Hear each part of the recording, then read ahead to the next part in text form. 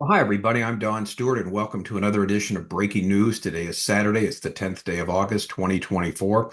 And as always, we have some important headlines that have come across the wire the last few hours. Well, first of all, the U.S., we find, is preventing Israel from performing a preemptive strike against either Hezbollah or Hamas. And it's mainly for political reasons, and that is the upcoming elections. Also, Israel's being blamed for a massacre as it strikes a school, killing 19 Hamas terrorists. And the U.S. is flexing its muscles in the Middle East to deter Iran from starting a regional war. All right, let's get to the headlines. Number one, deepening U.S. reliance stalls Israeli preemptive strikes. Time for a strategic shift. Here's the analysis. Joe Biden's administration urges Israel against a preemptive strike against Iran or Hezbollah as Washington and Jerusalem form a joint national security plan. And there's concerns also for the safety of the U.S. forces. And of course, part of it is the upcoming elections and ties to the Ukraine conflict. All right, let's see what this is all about. Israel's restraint in the face of potential Iranian and Hezbollah retaliation finds its roots in Washington. The current Democratic administration is deeply concerned about the prospect of a regional war and is determined to prevent it, particularly as the U.S. elections approach. Israel is being pressured and incentivized by Washington to avoid triggering such a conflict, despite suffering such significant moral, psychological, and economic damage during this period of waiting. Let's read that sentence again. Israel is being pressured and incentivized by Washington to avoid triggering such a conflict, despite what? Despite their suffering, their significant moral, psychological, and economic damage during this period of waiting. Why? Well, the Biden-Harris administration is committed to preventing a regional war and reaching a ceasefire for several reasons, and they list them here in this article. The first reason is the potential threat to the U.S. troops stationed in the Middle East, including 2,500 in Iraq and 900 in Syria. The threat materialized last week in Iraq when Iraqi Shiite militias attacked the Ain al-Assad base with Grad rockets, injuring several U.S. soldiers. This is merely a precursor to what the U.S. anticipates if Israel launches a preemptive strike on Iran. A similar incident occurred on Saturday when the Syrian Shiite militias used a drone to attack a U.S. base in northeastern Syria. President Biden and Vice President Kamala Harris do not want to see U.S. soldiers and civilians returning in coffins from the Middle East, especially during an election campaign. All right, reason number two, the U.S. might be required to deploy additional forces to the Middle East to support Israel and its allies, just as the Saudis and Jordan have done. These boots on the ground, as they're called in Washington, could face casualties. There are already U.S. troops on the ground in the Middle East, and a large contingent of Marines has arrived in Cyprus on landing ships to evacuate U.S. citizens from the region if necessary. The third reason is that a regional war would benefit Russia and to some extent China, Washington's main rivals. Such a conflict would divert global and Western attention from Ukraine, and here's an important point, and strain U.S. and NATO's allies' logistical support for Kiev, with some of their munitions having to be diverted to Israel. The fourth reason is that a regional war would confront the Biden-Harris administration with the progressive pro-Palestinian wing of their party, potentially costing the Democrats, led by Vice President Kamala Harris, critical swing states like Michigan. In other words, if they were joined with Israel in a regional war, they're fighting against Muslims there. And again, the Muslim population in these critical swing states might be enough to turn the tide against them. So all of the above reasons explains why the U.S. is urging Israel in secret talks to refrain from a preemptive strike. Now, Israel is complying because a preemptive strike is complex militarily due to Iran's distance and size. We've talked about that. It is not a simple thing to do.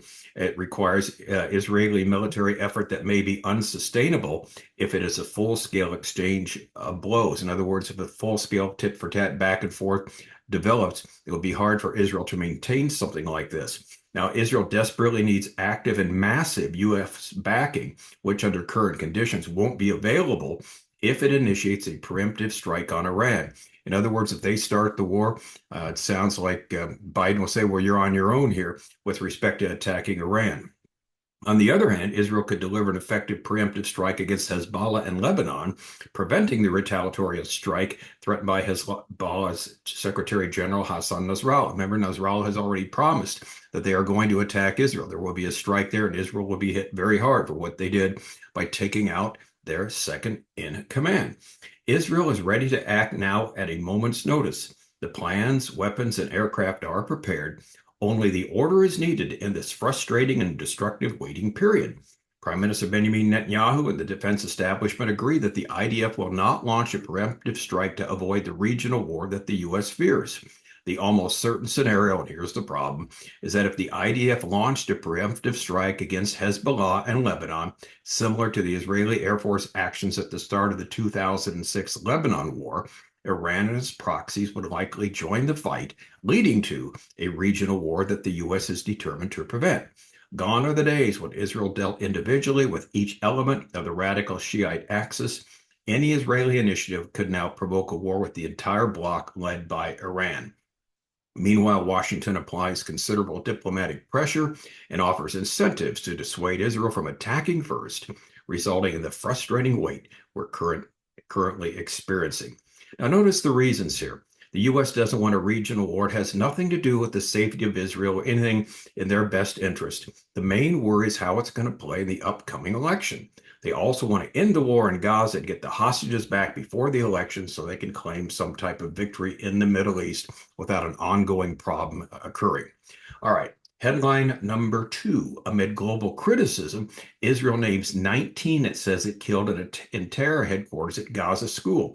Now, this is an attack that just happened, and there's all kinds of crying out from the world against Israel being, killing civilians, this and that, the usual gang of suspects. The White House actually is deeply concerned by the airstrike.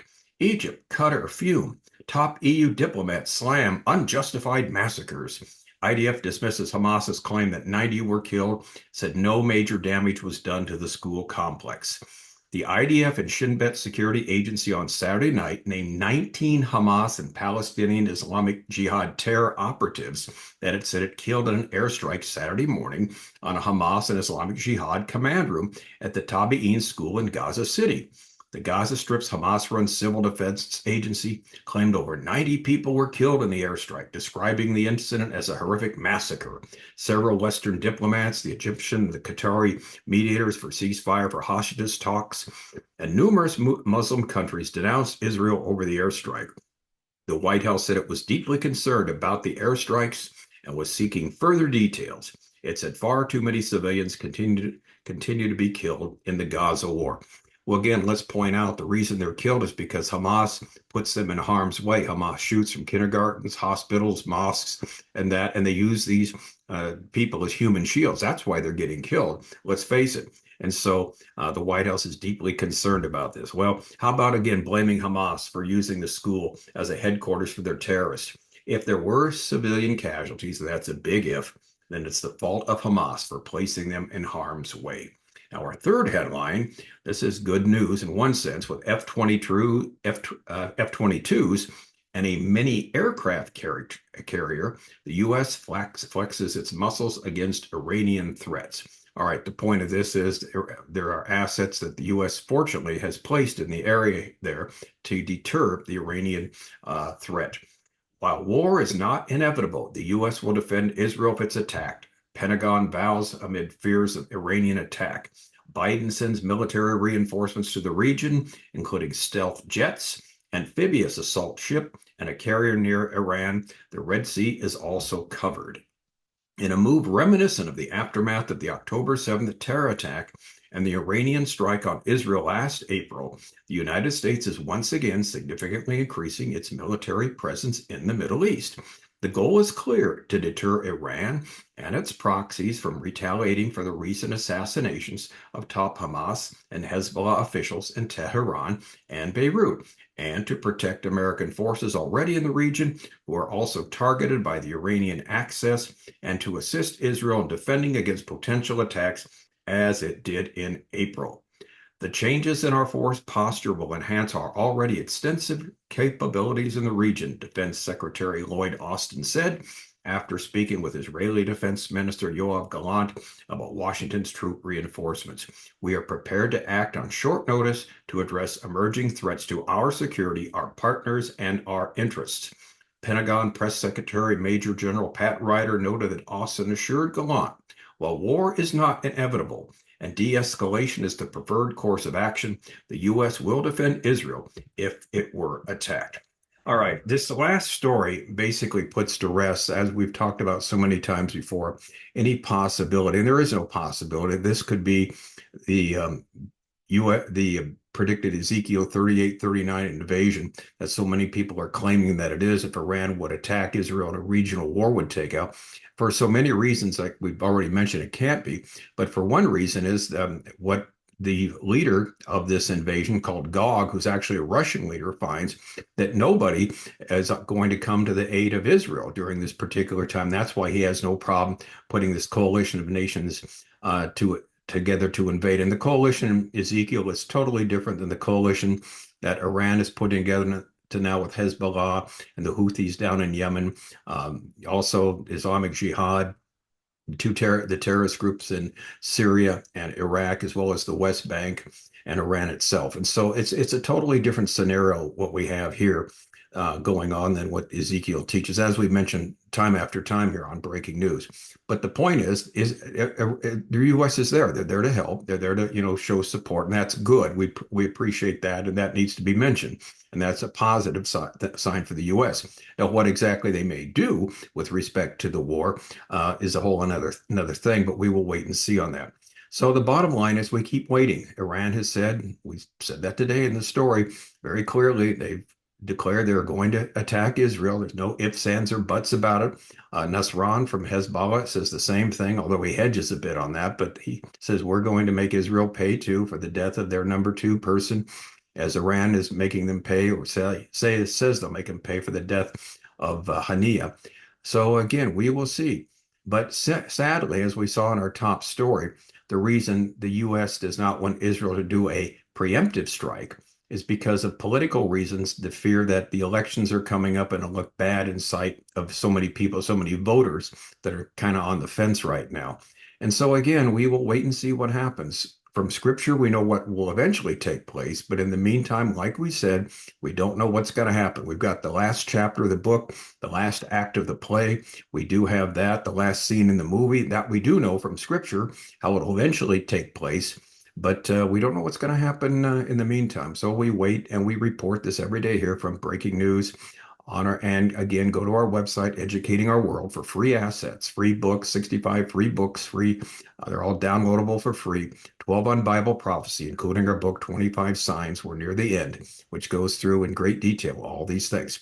So if anything breaks between now and tomorrow, of course, we'll be with you. Until then, I'm Don Stewart. Again, as always, thanking you for watching and wishing you God's very best. May the Lord indeed richly, richly bless you.